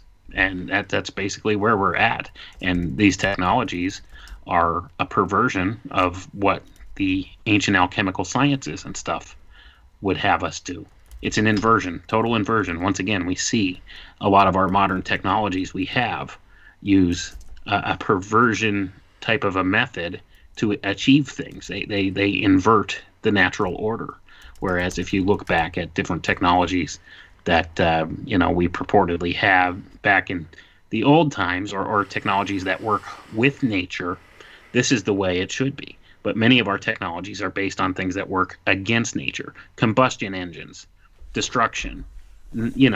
Instead, you could see the polar opposite of that would be like the Schauberger repulsine engine that he built with the water. This worked with nature, not against nature. Whereas our combustion engines work against nature, cause destruction. They don't actually create anything or that kind of thing. They destroy instead. And we're able to achieve certain ends with this, but at the same token, it's using the inversion of natural order again, or natural science. And this is largely where we're at. Our technologies, they're taking the place of our free will when it comes down to it. And this is ultimately where the whole transhumanist ideology comes in. Because if you want to merge your consciousness with a machine, with the artificial intelligence, eventually the artificial intelligence will do most of your thinking for you. This is the ultimate form of subverting your free will to something else. Would you call that true Luciferianism, Wayne? I would think there would be nothing more Luciferian than that, in that kind of an idea. Because here's the thing. The term Lucifer or Luciferian has been shifted over to this negative connotation. Okay, so that's what we're looking at when we're saying Luciferian, and when people are thinking of Luciferian ideas or Lucifer, they're putting this negative connotation on it because this is the connotation that those controllers of this world that completely want to invert the natural order have adopted as their term, because they see themselves as wanting to become God and to be, quote unquote, enlightened. And they see that they could achieve this by completely inverting the natural order and taking total control of it and creating a total artificial system that they could be the gods of and they could have immortality in. And this is ultimately what they want to do. So when people are seeing the term Luciferian, this is what they're thinking, because this is what the power structure has adopted. And, they've twisted it and turned it into something that it wasn't originally intended to be. And in so doing, they've done this whole notion where they want to use this inversion of the alchemical orders or the alchemical sciences to bring about this artificial system that they want to create, because it's total inversion of how nature works. So they're using these technologies in ways that separate us further from spiritual things. See, this is what they do. They try to tie us into this hyper-materialistic view. And this is why people are short-sighted when it comes to this spiritual stuff, why they don't look at it, because we've been conditioned that way. Everything's materialist. They say your consciousness is derived from your brain. There's no evidence that consciousness is derived from your brain, that it's a byproduct of the electrical impulses of your brain. See, that's the thing. But this is the kind of ideology that they push, and when we've been indoctrinated in it from a very young age. This is kind of how we see the world. Everything's hyper materialistic. This is all there is in that view. This is why things like atheism exist, because they don't want you to think in spiritual terms. They want you to just think in manifest physical terms here. Okay? That's why they try to bind us in this hyper-materialist system. And there's nothing, I think, that could be considered more, quote-unquote, Luciferian than that idea. And that's kind of where we're at. They've hijacked the Lucifer ideology and the Lucifer archetype to bring about this total inversion. And that's kind of, I think, where the disconnect is, because people look at the Lucifer idea and they see the archetype as being the evil archetype, because that's what these people have done with it. These people that want to bring about this technocratic system. All right. And when it comes down to it, like we've discussed, only each individual could decide their own spiritual direction that they want to go with this stuff. Do they fall into that hyper-materialistic state and stay in the pit, or do they want the grappling hook and get out? And that's where we're at. But that's the idea. These people that are in high positions of power and have worked in secret within some of the secret societies and have hijacked the good ideas that the secret societies have had, and they use them to invert this natural order. This is what they do. They're trying to bind this system of hypermateriality and turn it into a complete artificial system that they could control. And this is kind of what we're going against. So do you want to be tied into the physical reality that we're in, the mundane hyper-materialist reality we're in, or do you want to have a higher spiritual awakening than that? And that's the thing. That's a decision each person has to make. Do you go deeper into the materialism, or do you try for something loftier, something more spiritual, something that's not tied to your physical well-being in this place? And that's a decision each individual has to make for themselves. So it's important that we get these ideas out there so people could consider them. But, take it or leave it. It's totally up to you. I mean, you could decide for yourself. Do you want to pursue this avenue of thought? Do you want to pursue spirituality further? Or do you want to say, it's all nonsense, and just sit down and watch sports? I mean, it's totally sports ball up to each. Yeah, it's totally up to each individual how they want to deal with this. But it doesn't make it any less important for those of us who think about these things to put the ideas out there. And none of us has the overall total answer to everything or completely understands everything. But it's important that we communicate these ideas back and forth, and it's important that we put them out there and talk about them. Because you know what? What does it hurt to have a conversation? You know what I'm saying about this stuff? It doesn't. I think a conversation like this is much better than like the stupid conversations you'd have. Did you see that TV show the other night? Like, think about it. Think about all the time we waste talking about nonsense. Water cooler chat. Yeah, think about that. We waste an awful lot of time talking about nothing of real importance at all, when we could be thinking about these loftier ideas. Wayne? What was that? I said that's stagnation. Oh, absolutely, that's stagnation. And that's where a lot of people are at. And that's something that, I'm banging my head against the wall trying to get away from is stagnation from people. Try to make people think. All you could do is present the idea, and it's up to the individual to either pursue it and think about it and do their own research on things or do their own study on things, or not. All you could do is plant the seed and walk away and hope that the seed bears fruit. James, are there any other concepts we didn't touch on that you'd like to before we start running out of time here? I think more of like a personal thing is just to say that, guys, I don't think that any of us are going to be able to ascend or find the way out in a collective group. And I'll tell you, even watching the chat, it's reminding me there's some friends that are in the chat that are speaking badly about my thoughts now, which is fine because we all need to have our disagreements. But what I'm seeing is something that's always holding true, which is the deeper you go, the deeper you dive into your truth, the more rebuke and the more throttling you're going to get from everyone else around you. And that when it comes right down to it, it seems to me that ultimately, the ultimate goal, the ultimate truth, when I find the eternal black belt of this truth, it will be when no one else is around. It will be people that will basically forsake your ideas until only you can hold them. And it seems to me that is part of the essence of what truth is. I've been describing it as truth is one single silver coin at the bottom of the ocean. And if you look at how many calories it's going to take for you to reach that coin, you're going to notice that 99.99999% of the people around you that are claiming to be in that same realm of looking for truth are not willing to sink that deeply. They're not willing to swim that far down. They're not willing to burn their lungs for it. They're not going for it. It's only one silver coin to them.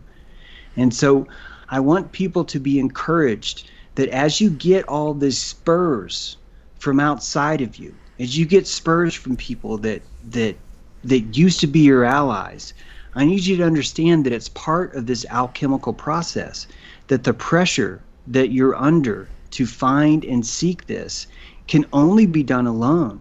It can only be accomplished inside of yourself, inside your temple, inside your crystal ship. And that's why I'm telling people about the pineal gland. I'm trying to describe to you, this is your focal point. This is where you render the world. And these eyes are your Plato's cave. You're sending signals to your eyes. Your eyes aren't sending signals to your brain. Your pineal is sending signals to your eyes. And that's why we're not able to perceive and understand that everyone has an aperture, that each of us base what we can see on fear. And that as people reject me, what they're truly doing is showcasing their fear of the idea that I'm presenting to them. And I just want other people to feel this and understand that this is what's coming for you. This is what is part of your journey. This is not something that you're going to find you're going to do with a group. Truth is a solo sport, and I wish it wasn't that way. Oh my God, I wish it wasn't that way, but it is. Because the things that require the most thought are the things that people around you are going to fight you for even considering it. And that's what it means to burn calories. That literally is your sacrifice. That is the vitriol, the alchemical vitriol that's required for you to emerge as gold. From lead to gold, it's going to take massive amounts of heat. So I just want people to hear that the heat that's coming for you, it means you're making progress. It means you're getting out of the pit. You're not going to get any help from anyone below you. It's not going to happen. They're going to hate you for it. Keep going. Keep going.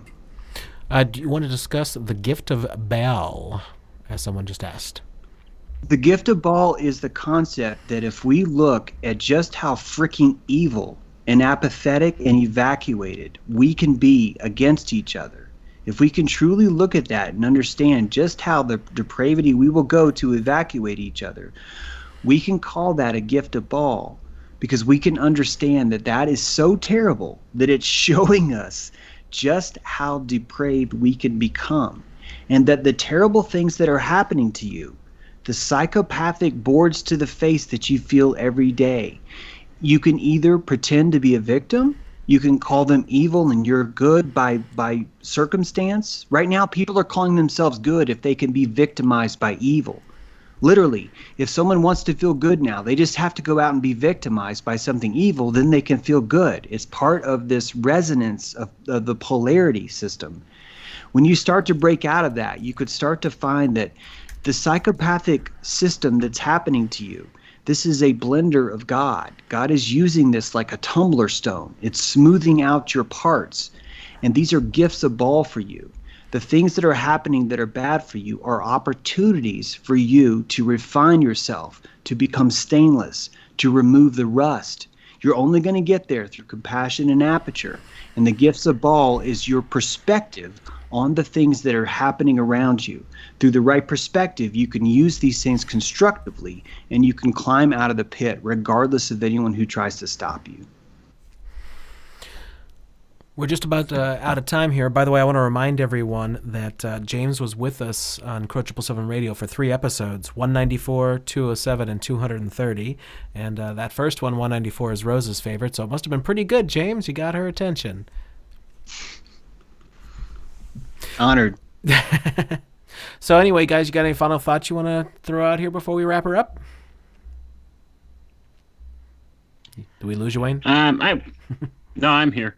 I would like to say it's important for people to consider all different viewpoints and all different kinds of ideas, and to look at these things and understand that if you come at it from a different approach or a different background, many of these philosophies and religious ideas that we look at all come from a common source in antiquity, and we don't really know the exact source that they all emanate from, because many of these things have been passed down through oral tradition for an untold amount of time. So what gets lost in translation and gets lost in the written record of things, we may never fully understand on this side of reality here.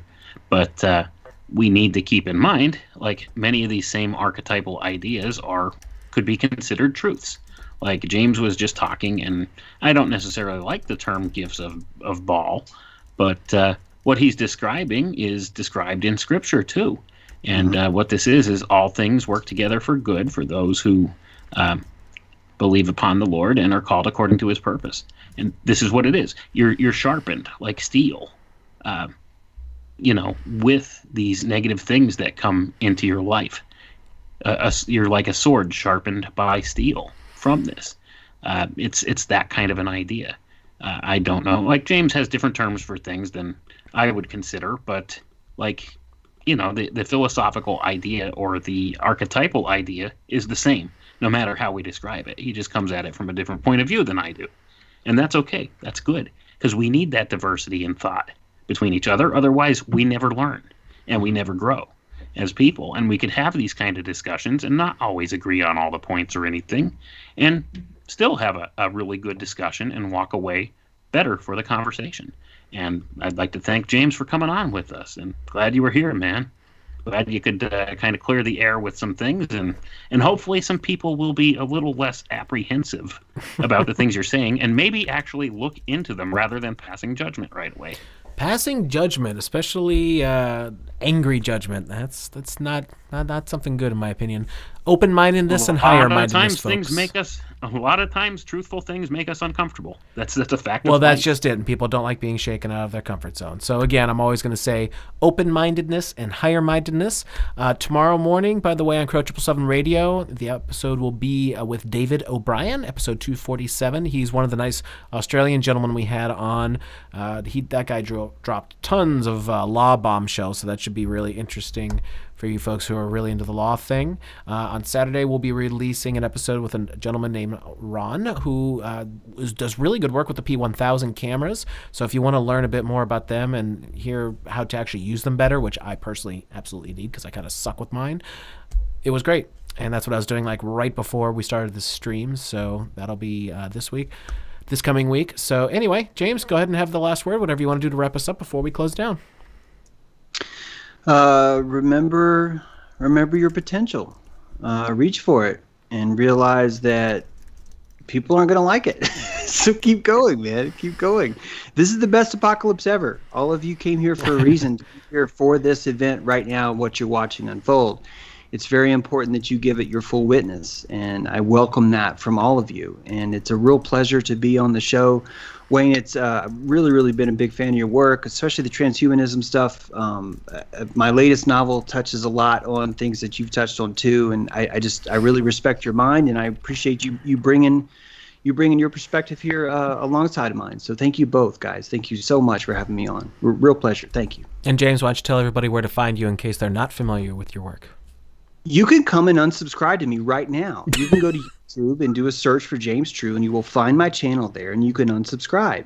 And that'd be great. Or if you want to subscribe, you could do that too. I do a live show morning at 11 a.m. You can watch Roast, and you can watch me, and it's a great mix to your morning. And we talk about stuff like this and a lot more on that show. I've got 4 books out. The last one is called Quantum Rapture. It talks about what is actually happening with this coming to Lucifer. The rise of the Tower of Babel, the technology, the transhumanism is going to reach a singularity, and this book is describing that. So that's my latest. I won't bore you with the others, but there's 4 books there, a lot to choose from and think about. And I hope you'll consider my work. So thank you much. All right. That's going to do it, folks. Thank you so much for joining us. Sorry we didn't have a show this past couple weeks, but we're back into the swing of things. And, of course, if James wants, he's always welcome back. So take care, everyone.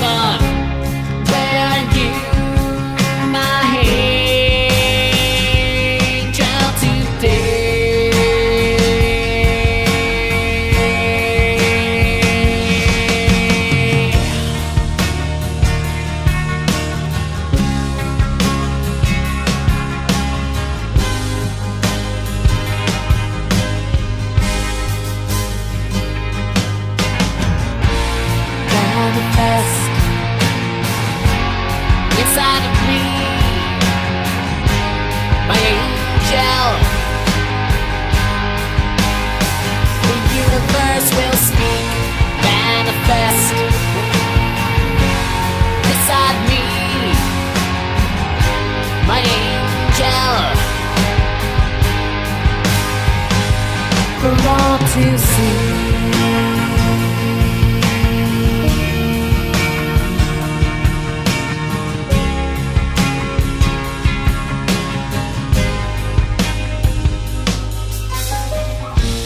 Line of light, I might believe in heaven. I sign the times and ask you to stay.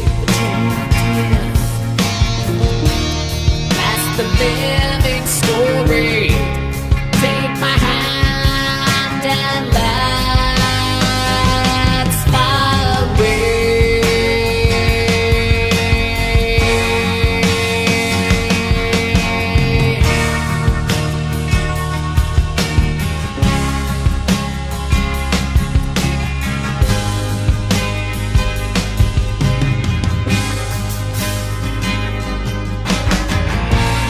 Manifest inside me, my angel. The universe will speak. Manifest inside me, my angel. For all to see.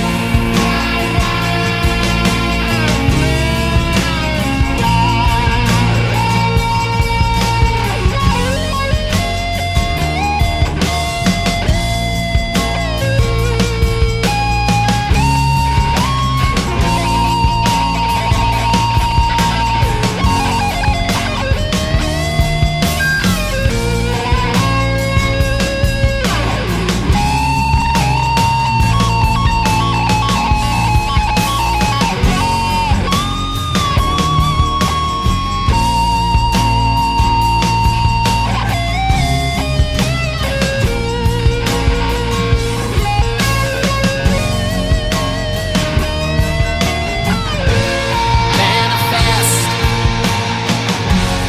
inside me, my angel. The universe will speak. Manifest inside me, my angel. For all to see. Manifest inside me, my angel. The universe will speak. Manifest inside me, my angel. For all to see.